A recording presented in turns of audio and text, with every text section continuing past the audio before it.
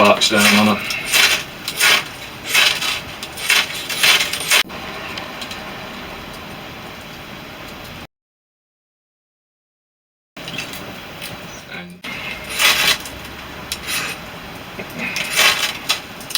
And there she goes. And there you go. Oh. One taper match. Enjoy. Hello and welcome back to me Outback. So I want to discuss friction fire and bow drill for this session. And I'm going to need my glasses for this. When you're doing friction fire on timber, there's the method of bow drill and hand drill is drilling into the grain. If you were using the plough method, you'd be going along the grain, and the saw method and the thong method would be going across the grain. But they'll all give you an ember, and bow drill. So first of all, you'll need to find a bow. So to find a bow, it can be any piece of wood that's got a little curvature in it. This is one that I've had for a long while.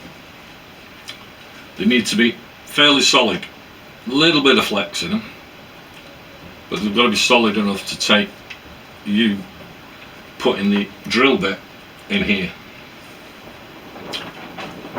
And they should be from your fingertip to about your breastbone is a good tip for the length of them.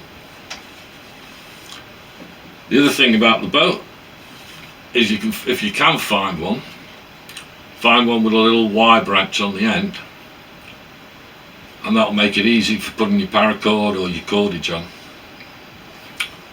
And on the other end, which I've already discussed how to do in the tent pegs and pot hangers video I did, was doing the little D notch where you cut in and you bring the knife in and cut a little D notch. On the other end, you want the thicker end in your hand and attached up like so. As for cordage, paracord, cordage, any cordage you've got with you, cords out your bags, your shoelaces, all make good strong cordage for doing it. But if you have to make cordage over here, I'd go for nettle and bramble, probably the strongest. But they will need to be quite thick cords, and they will stretch, and you're going to have to learn all that, and that's a totally different game. You can also, when you're doing the bow drill with the bow, have them slightly longer, say from there to the fingertips, and use a two-man team doing it, which makes it a lot easier when you're bowing. And to attach your cordage, just a simple overhand knot to make a loop. Drop it into a notch or onto your Y branch if you've got one on the end. And on this end, this is where you need to get it to adjust. So we'll look at pegs next and come back to that. Pegs, that's it again. Drills.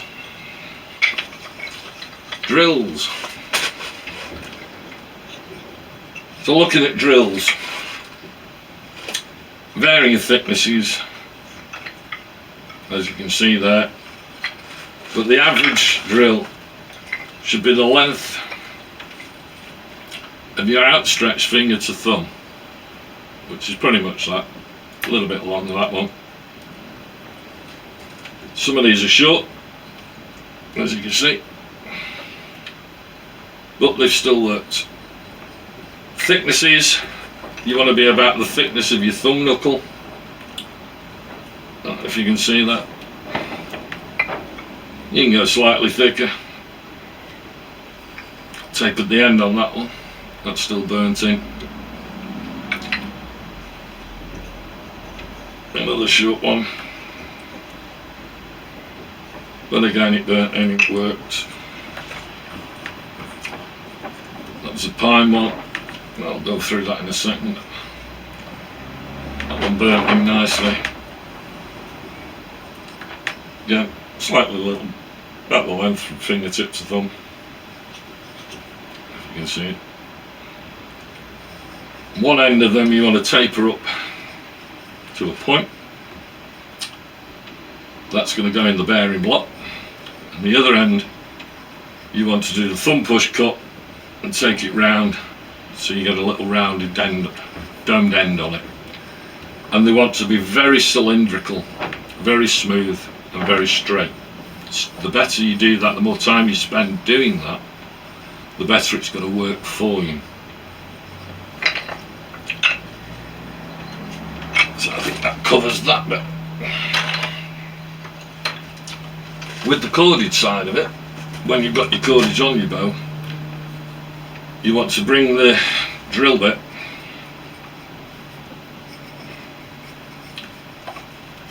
on the inside and bring it over such and flip it round, and it needs to lock in. It's quite stiff, it needs to lock in tight into there, and as you can see, that's locked in tight. If you don't lock it in tight, it's going to spin on the drill, it's going to waste your energy, which you'll need, and it's not going to do the job efficiently. So that locks in as such. So there you go. Bring it over the cord, out the back, and it should snap in, lock in tight. Then you'll take your bearing block, which is any piece of wood, any material. It can be a stone, it can be a shell, and you need to lubricate them. You can spit in them, you can put green leaves in them, green material in them, because this is going to get very hot and you don't want it to, and you want it to swivel in there as freely as it can when you're bowing, to stop the heat coming up this end and put the heat down to the other end.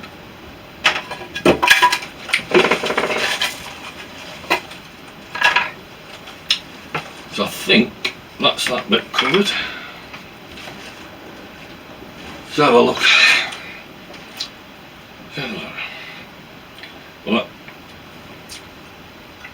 spindles or drills, straight cylindrical, thumb length to finger length, like I said. Now your half boards, they need to be, they can't made out of the same material is preferable as the spindle or the drill. The bearing block needs to be a very hard material. The harder the better, because it's going to stop it from heating up and stop you wasting that energy.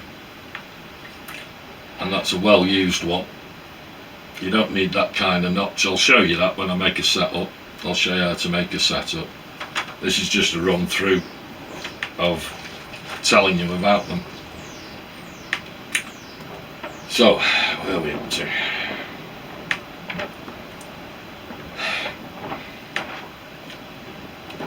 You'll also need something to catch the ember.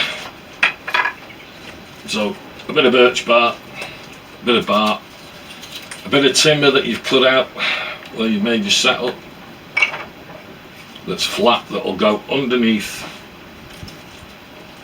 your hearth as such. So all the dust that you're forming that's going down, filling that hole, and then it's getting hot enough to ignite and forming your ember. But we'll go through that when I make them and show you. So that's another piece of material you will need. And then the hearths. So when you're cutting your hearth, cutting a flat board like that is great if you want to do more than one fire. And if if you're practicing or anything like that, that's a good way of doing it, because you're going to be standing on it with your foot there, holding your drill into there as such, and that's where that's going to be spinning. And when you do the half and you put that down and you've cut your notch into it, you want the notch so it's always facing you, so then you can see what's going on and you know when to stop. But they don't have to be like that, as I've said before. They can be bits of tree. If that was cut out the same branch as that, there's no reason why you can't use a piece of that branch that's flatted underneath, that'll sit nice on the ground without moving, and then you can drill away and you'll get a fire.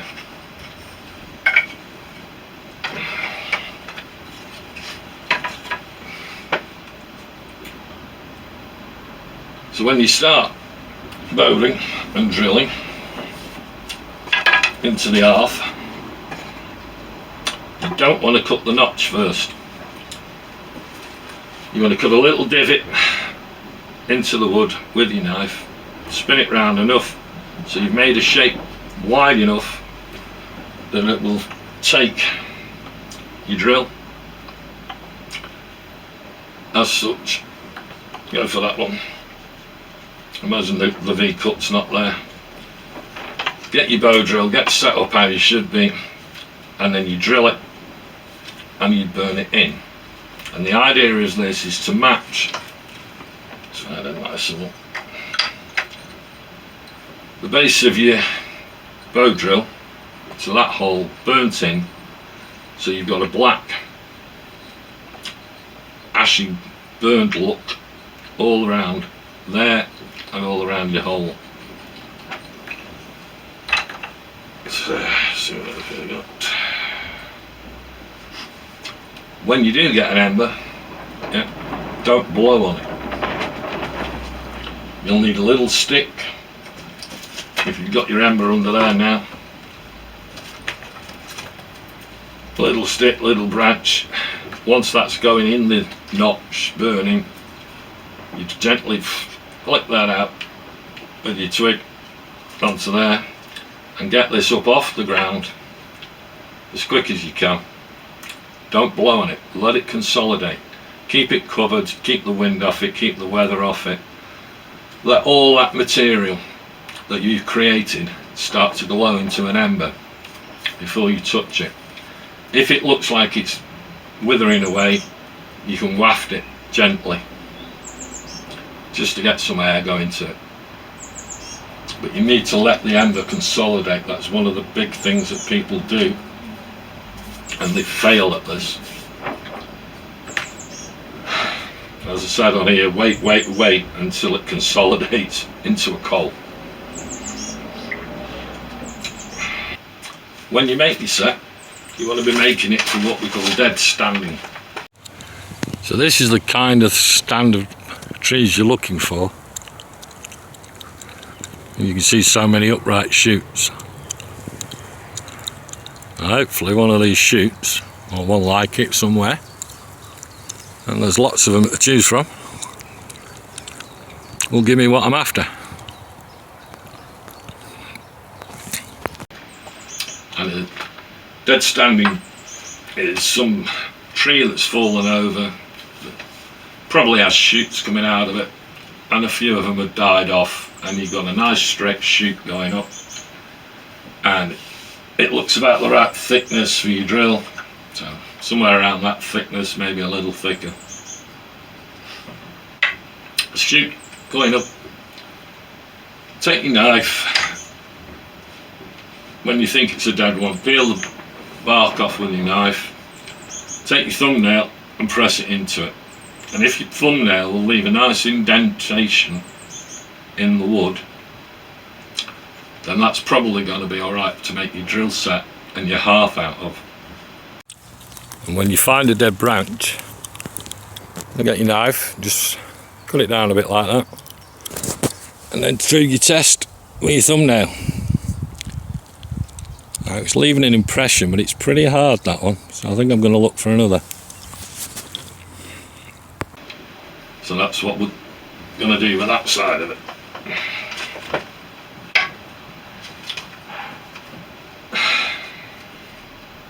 The thickness of your hearth should be no thicker than your drill is. So this hearth's yay thick, as you can see it's slightly thinner than that drill, but about the same thickness as that one. I'm hoping it'll be the hearth board, and I'm hoping it'll be the drills. Got that from that piece, as you can see it's totally dead. The rest of it's there. So this should match up roughly. So when you're drilling down into that, you've got the same sort of depth of material as that is wide.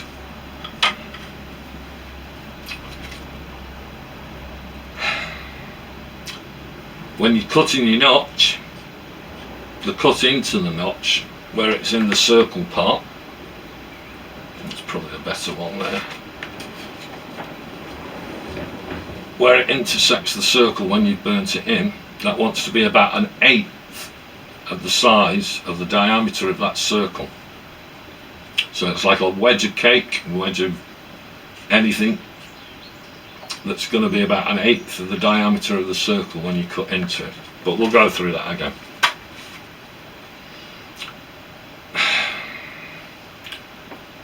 The wood has to be dead and dry standing upright. Don't take it from a piece that's going at an angle that way, because it'll be wet. It's the moisture content in the timber. You might take the bark off, you might do your thumbnail test and think it's okay, but if you've got a piece going that way, it's going to collect in a lot more moisture than an upright piece. So that's another tip. You don't have to mix different species of trees, and some of the best wood to use for this are alders, birch, cedars, hazels, juniper, lime or basswood, maples including sycamore, don't forget sycamore's a maple, pines, poplars or aspens, spruces, willows, balsam fir, clematis is another one, elder, horse chestnut, and ivy. And I'm sure there's more out there, but there's just a few to list. Some of the best ones out of that are the alders, the limewood, sycamores, the maples and the willows. Right, well, I've picked up another willow spindle there, the bit in the middle, that's going to be for the bearing block. That's for the centre of the bird's nest, or the torch, whichever I decide to make. And then we've got this piece of sycamore that we'll try and make an hearth out of. So we've got a couple of different hearths to have a go at, and we'll give it a shot and see what happens. So that covers that side of it. You've got to choose the right materials in the right condition, and that is the hardest part all about this. If you can see, I don't know if you will be able to see, but when I put my thumbnail into there, it leaves a depression, and you need that to happen for the material to be right for you to use.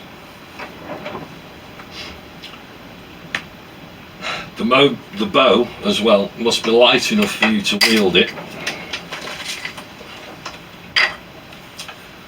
stiff enough that it's not going to break on you, but have a little bit of flex in it, so it's going to go with you as you're bowing,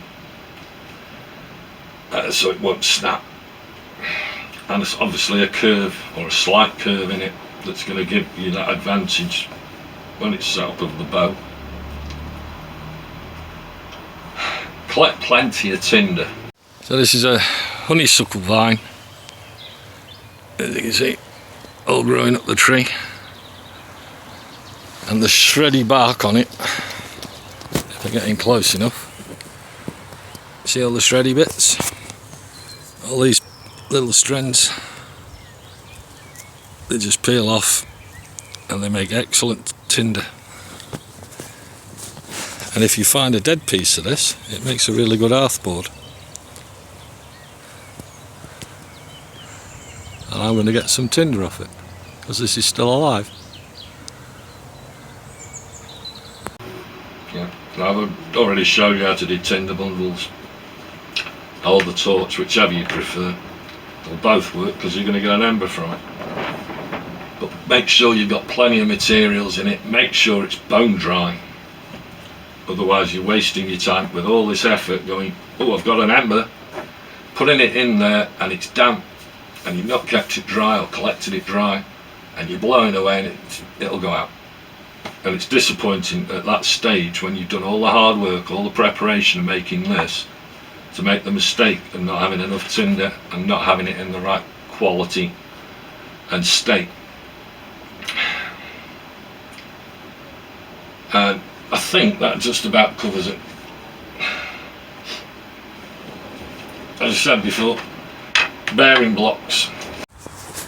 And this is a bit of hawthorn that was cut down, and I just cut a little piece off there that I can use for a bearing block. The harder the material is better, so if you can see a bit of oak or something that's hard like that, make a bearing block out of that. Make them out of a stone by drilling a little divot hole in the stone, or if you find one with a divot hole in it. Or you can actually make a bearing block up, which is a total cheat. There's an old bearing I had in the garage. I put it in a piece of oak, and the spindles just happily sit in the top of that, and it will spin forever with no friction, and it doesn't get too hot in your hand. So while you're practicing, it's a possible way. I'm not saying you should do it, but it's a possible way of doing it, just to give you that little edge while you're learning everything else, because there's an awful lot to learn. But once you start getting embers that way, I'd bin that out and go back to a proper bearing block and try it that way. It's just a little tip that might work for you, might not. One of them things. And a bit of fun to make and do. And I think I've covered all that. So the next time you see me, hopefully, I'll have collected some timber and should be making a new bow drill set, which I'll show you how to do. All the best.